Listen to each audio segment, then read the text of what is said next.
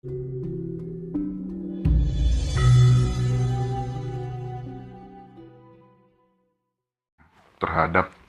hal-hal yang dinilai tidak realistis, jadi kritis banget bahkan terhadap pemerintah maupun tokoh-tokoh agama yang selama ini dianggap sebagai orang yang suci gitu ya, diidolakan banyak orang gitu.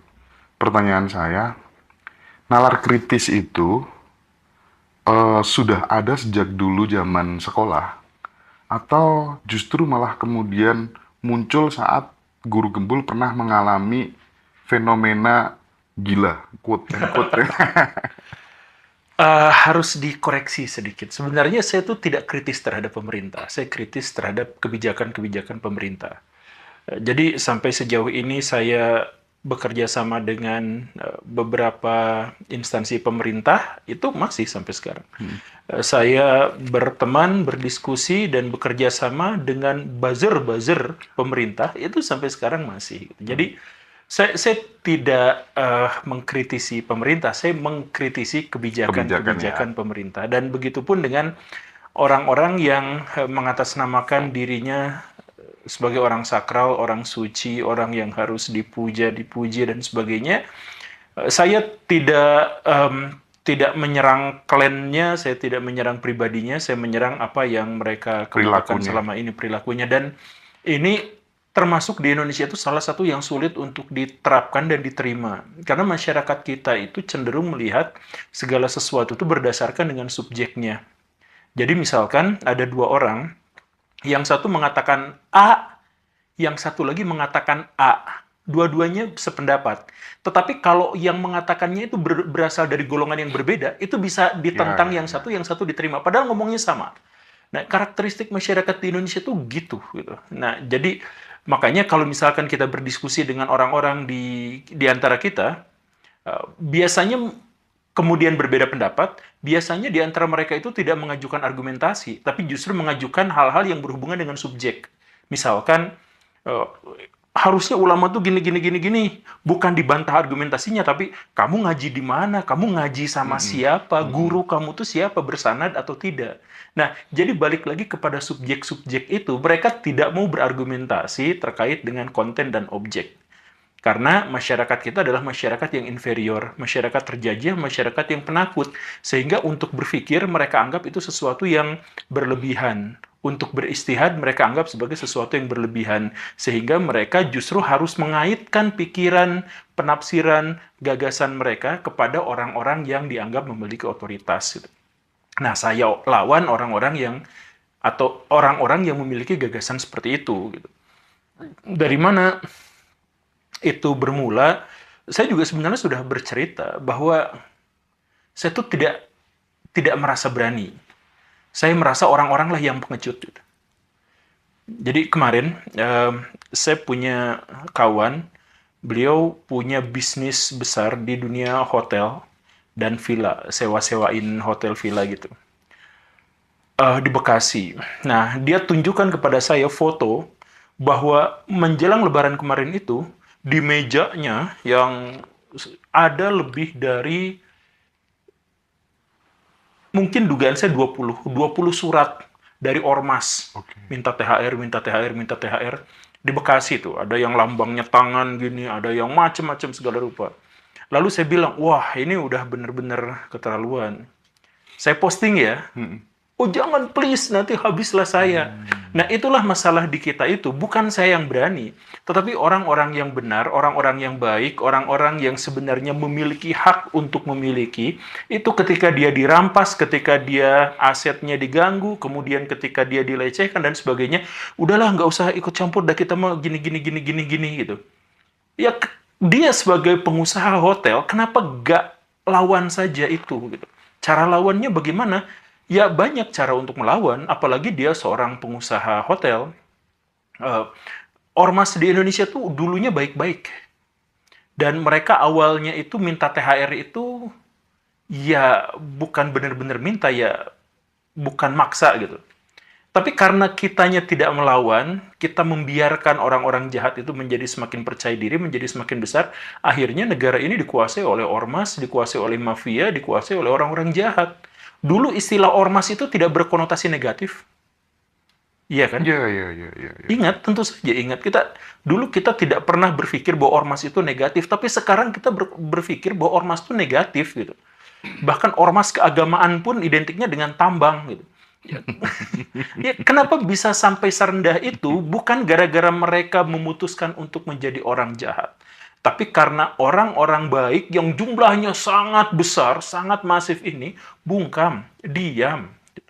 Nah, jadi apakah saya pemberani? Saya tuh merasa diri saya tuh nggak berani, nggak sangat-sangat berani gitu, B aja gitu. Saya juga ya merasa ketakutan ketika misalkan anak saya diancam gitu. Bukan hanya saya, tapi ke anak saya juga. Oke, oke. Dan lain-lain, saya juga ngerasa takut sama seperti orang lain gitu. Bahkan ada telepon malam-malam, tolong konten video yang ini dihapus ya, dan sebagainya. Yang mana? Eh, yang judul. Oh, yang judul. Nah, yang Oh, judul. Dan itu bukan kali pertamanya sebenarnya dapat ancaman yang dulu-dulu juga pernah ada. mohon maaf, ancamannya apa, Pak Guru? Apa? Ancamannya apa? Ancamannya adalah take down video itu. Oh, Kemudian ya saya bilang ya nggak mau. Ya nanti Pak bisa diancamkan dalam delik pidana. Ya saya tanya delik pidana mana yang bisa ini. Oh nah, sebentar lagi nanti saya nelpon lagi. Dia diskusi dulu sama ini itu Pak banyak. Guru sendiri yang ditelepon. Iya. Kalau yang melibatkan ancaman ke anak, Ada yang ancaman ke anak itu di medsos saya. Ada saya tahu loh anak kamu sekolahnya di mana, berangkat jam berapa. Itu udah keterlaluan dan udah ngeri banget. Tapi ya apakah saya takut? Iya jelas saya takut. Saya mengkhawatirkan keluarga saya mengkhawatirkan keselamatan saya sendiri gitu dan lain-lain. Tapi sejauh yang saya tahu adalah bahwa seharusnya idealnya tidak ada sesuatu yang buruk yang menimpa saya ketika saya melakukan hal yang baik. Kalau misalkan ternyata saya melakukan hal yang baik kemudian mendapatkan hal yang buruk, maka hakikatnya hal buruk itu adalah hal yang baik. Iya, sesederhana ya, itu ya, kan. ya. Nah, jadi saya selalu percaya bahwa kehidupan saya itu adalah kehidupan yang tidak bermakna. Saya sampai detik ini tidak pernah bisa menemukan apa makna kehidupan saya selain yang didoktrinkan orang lain pada saya. Satu-satunya makna yang paling mungkin bisa saya gapai adalah bahwa ternyata kehidupan saya itu bisa memberi manfaat, kebahagiaan, ketenangan, keceriaan, kesejahteraan buat orang lain. Dan hanya itulah yang paling mungkin bisa saya jangkau terkait sejauh dengan akal pikiran saya yang terbatas ini. Apa makna hidup saya tuh gitu. Ya cuman itu, saya hanya bisa hidup dan bermakna ketika eksistensi kehidupan saya itu memberikan kontribusi positif kepada orang-orang gitu. Ya udah di situ aja nggak lebih. Kalau misalkan saya tidak melakukan itu, maka saya berhutang pada dunia, saya berhutang pada alam. Berkali-kali saya katakan bahwa ketika saya makan untuk sarapan pagi saja, saya makan bubur ayam, ada 8 komoditas yang saya makan. Dan itu jumlah yang paling serakah yang pernah dikenal bumi. Cuman makan pagi aja, kita membutuhkan sawah, padi, kita membutuhkan perkebunan seledri, kita membutuhkan peternakan ayam dan telurnya. Kita membutuhkannya untuk sarapan 1 porsi. Dan kita makan sehari 3 kali. Dan kita masih mengeluh dengan itu semua. Dan sebagian bahkan kita buang begitu saja. Nah, artinya apa? Kehidupan manusia itu sangat berhutang besar kepada alam. Jadi, jangan sampai hidup saya itu justru bukannya sia-sia, tapi negatif. Tapi malah berhutang tidak dibayar kepada alam. Jadi, iya, saya harus memberikan kontribusi yang jauh lebih besar daripada apa yang diberikan alam kepada saya. prinsip seperti ini, seperti pertanyaan saya di awal tadi, muncul setelah fenomena itu, atau sudah dari dulu ketika sekolah, SMP, SMA gitu? Kalau yang tadi saya juga lupa, maaf ya. Penyakit saya sering dikritik istri saya. Kalau ngomong tuh kesana kesini dulu. Em, Soal keberanian saya muncul dari mana, kalau itu dianggap sebagai keberanian, saya juga pernah bilang itu muncul gara-gara saya baca komik Dragon Ball nomor 41. Ya, sesederhana itu. Dulu tuh saya tuh penakut dulu tuh. Oke. Dulu tuh saya, karena di luar yang orang kira, saya tuh termasuk orang yang suka lihat hantu. Saya tidak tahu apakah itu halusinasi atau sugesti atau delusi atau saya memang benar melihat beneran dan sebagainya, saya tidak tahu itu. Tapi sejak kecil saya tuh termasuk orang yang suka melihat hantu, karena itu saya tuh penakut. Nah, bahkan beberapa hantunya itu dilihat bersama sama keluarga gitu. Hmm. Jadi nobar hantu tuh. Sekali lagi ya, saya nggak tahu itu hantu beneran, Oke, delusi, oke, atau oke. itu prank orang dan sebagainya nggak. Tapi saya masa kecil itu penuh rasa takut. Sampai di SMP, kelas 1 atau kelas 2, ada kawan saya yang memberi saya pinjam komik Dragon Ball nomor 41, yang isi ceritanya itu ada dua anak kecil berusia 6 dan 7 tahun, atau mungkin 5 dan 6 tahun, itu diserahi tugas untuk bisa berhadapan dengan musuh paling mengerikan di dunia. Bahwa si musuh itu bisa menghancurkan bumi hanya dengan sekali bersin. Bahwa si musuh itu bisa mengubah apapun menjadi apapun. Bahwa si musuh itu bisa menyerap semua orang. Bahwa si musuh itu tidak bisa hancur, udah hancur berkeping-keping bisa balik lagi. Pokoknya mah dia adalah musuh yang paling perfect. Tetapi tugas untuk mengalahkan makhluk semengerikan itu dihadapkan adalah diserahkan kepada dua anak kecil. Yang membuat saya sangat terinspirasi adalah bahwa anak-anak kecil itu over percaya diri gitu, over confidence. Harusnya oke lah saya terima, tapi pasti ketakutan gitu. Ini mah malah sombong di depan si makhluk paling brutal itu gitu. Sombong di depan makhluk yang paling mengerikan. Dan di situ tuh taruhannya cuma sederhana. Kalau kalah, mati dan seisi bumi hancur. Kalau menang, ya berarti saya bisa menyelamatkan seluruh umat manusia. Pilihannya hanya itu. Tapi dia percaya diri. Nah, ya saya pikir-pikir juga, rasa takut paling besar manusia itu apa ya? Ya paling sama kematian. Mati. Ya itu kan. Tapi nggak ngeri-ngeri amat kayaknya sih. Ya karena di cerita komik Dragon Ball itu, ini kan, ada dunia lain gitu. Ada dunia setelah kematian, dan di dunia setelah kematian itu ya ternyata ya baik-baik saja, hidupnya santuy-santuy aja gitu. Ya saya pikir kan saya juga punya kepercayaan agama yang kurang lebih menceritakan bahwa setelah kehidupan ini ada kehidupan berikutnya, dan kehidupan berikutnya itu ya seharusnya saya harus santuy-santuy di sana dan nyaman-nyaman ada di sana gitu. Ya sudah gitu. Jadi eh saya yakin sekali bahwa apa yang orang lain pahami tentang keberanian saya itu awal mula titik temunya itu dari komik itu gitu. Dan kemudian ketika tadi pertanyaan berikutnya, apakah prinsip hidup saya yang begini dan begitu, termasuk dengan hutang alam dan sebagainya, ya hasil perkembangan intelektual dari Iya, iya. baca-baca sedikit-sedikit, dari nonton film dikit-dikit, ya akhirnya membentuk kesadaran yang seperti ini. Oke. Ada satu hal yang menarik ketika kemudian guru gembul cerita diancam dan lain sebagainya. Kalau misalnya kayak di somasi begitu kan udah biasa, Iya, udah pernah kan, dan iya, menurutku untuk orang sekali berguru gembul itu bukan persoalan yang besar, tapi kalau sudah sampai ke anak diintimidasi, diancam tadi, itu kan, aduh, kedamaian kita dirampas, Pak betul. Guru. Bagaimana Pak Guru memberikan pesan kepada anak dan keluarga, kepada istri, dan apakah tidak ada protes dari istri, gimana itu? Bisa di-share? Eh, saya dan istri itu pernah mengalami tekanan itu luar biasa selama 2 bulan. Tekanannya itu gila habis-habisan berat. Ya itulah, ada ancaman pembunuhan lah, ada segala rupa lah semacam itu 2 bulan tuh. Eh, Istri saya tuh sempat bilang, ya udah jangan konten tema ini lagi aja tuh, udah masih banyak yang lain gitu. Saya kan temanya random gitu. Tapi ya saya bilang ke istri saya bahwa saya tuh bukan sekedar nge-YouTube gitu. Ada tujuan, bukan hanya sekedar YouTube. Iya, saya mencari nafkah dari YouTube. Iya, saya dapat AdSense dari situ dan saya tidak mematikan AdSense-nya. Dan saya masang iklan di setiap konten saya. Iya, itu benar. Tapi Saya ingin bahwa hidup dari YouTube itu adalah hidup yang halalan thayyibah gitu. Hidup yang halal dan baik gitu. Artinya kalau misalkan saya bikin konten, kemudian konten itu ngikutin arus masyarakat ketika kan gini, arus masyarakat di negara berkembang itu pasti arus yang salah dan jelek. Makanya negaranya berkembang. Kalau negaranya maju berarti arusnya emang baik gitu kan. Iya, Jadi kalau misalkan saya ngikutin arus di negara berkembang, maka berarti konten saya itu jelek. betul, betul, betul.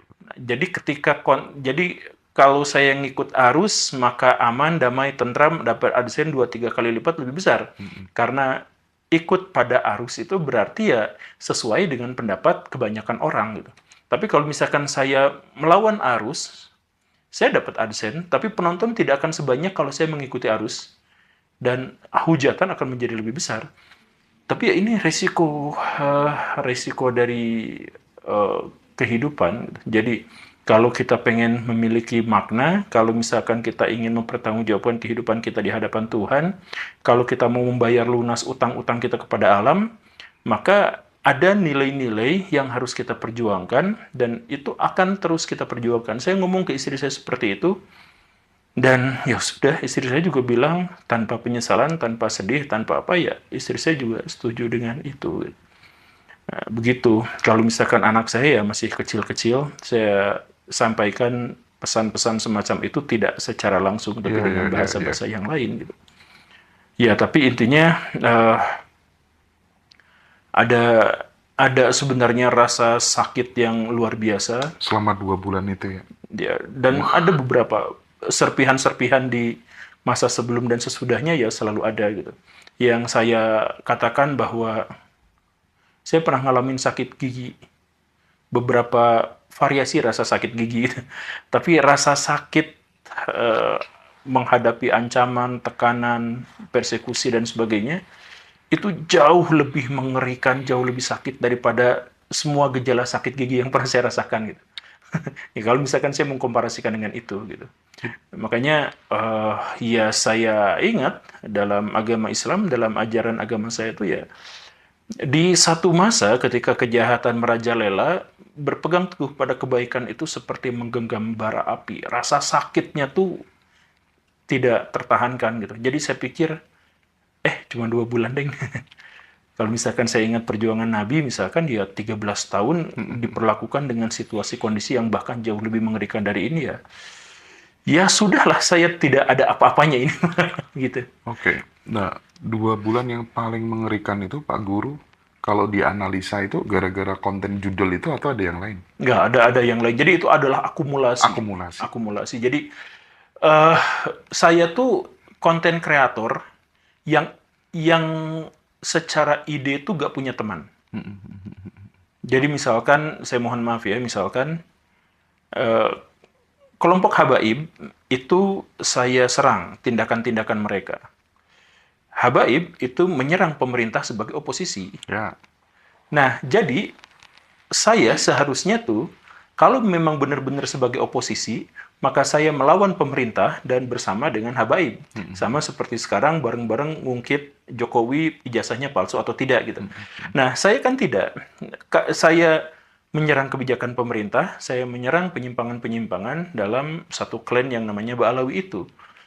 Ya akhirnya dari dua pihak diserang gitu. iya, iya. Nah itu akumulasinya itu banyak dari pihak yang liberal, dari pihak yang kelompok-kelompok Islam, dari pihak kelompok-kelompok Kristen, dari orang Hindu dan lain sebagainya itu nyerang. Gitu.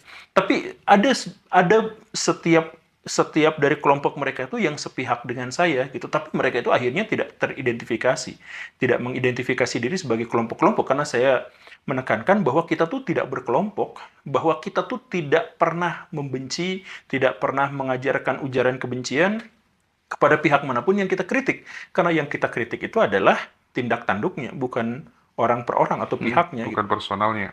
Ya, bukan personalnya. Makanya ya kemarin juga ada teman saya, tokoh nasional besar, dikenal sebagai oposisi, besar sekali namanya, tapi kemarin mengabarkan kepada saya bahwa sekarang saya gabung ya kepada pihak ini. Saya tuh benar-benar merasa sendirian gitu. Iya, itu tokoh besar. Selalu saya jadikan pegangan gitu. Saya ya sering gitu itu dengan beliau itu, dan sering membanggakan bahwa saya sering collab dengan beliau, sering apa gitu. Tapi pada satu waktu kemarin beliau bilang, saya minta maaf kepada tim Anu karena begini, saya klarifikasi karena begini, dan kita sejalan kok dengan ini. Eh, ya langsunglah. Jadi pada waktu itu kadang-kadang juga menyakitkan. Jadi artinya saya ngerasa kesepian gitu. Jadi kenapa sih harus mengklaim berpihak pada itu gitu? Kenapa tidak dengan lebih mudah dan praktis bahwa kita tuh berpihak ya pada tindakannya, bukan pada orangnya gitu. Jadi misalkan saya dengan senang hati akan membantu pemerintah misalkan dalam begini dan begitu, ya bisa aja gitu. Atau misalkan saya diangkat jadi staf sus misalkan, ya gak jadi masalah gitu. Cuman apakah menjadi staf sus itu berarti mengharamkan saya untuk mengkritik mereka? Kalau Menghilangkan independensi. menghilangkan independensi, nah kalau misalkan seperti itu ya udah enggak gitu kan, sesederhana itu. Saya fokusnya bukan pada pihak. Ya tapi akhirnya, nah ini yang saya bilang, ide berpihak pada gagasan itu di Indonesia itu sangat-sangat tidak apa ya, eh, tidak tidak dikenal orang gitu. Jadi seperti alien sendirian gitu. Iya, yang seperti itu. Tapi seiring berjalannya waktu kan fans Guru Gembul itu kan merebak kemana-mana kan.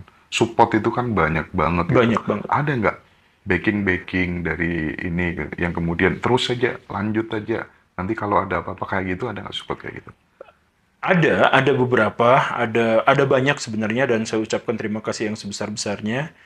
Ada di antara mereka yang, yaitu seperti yang saya bilang tadi, ada di antara mereka tuh yang eh, kemarin yang terbaru yang menyampaikan dukungan kepada saya itu adalah eh, seorang intel, eh, seorang jenderal, menghubungi saya.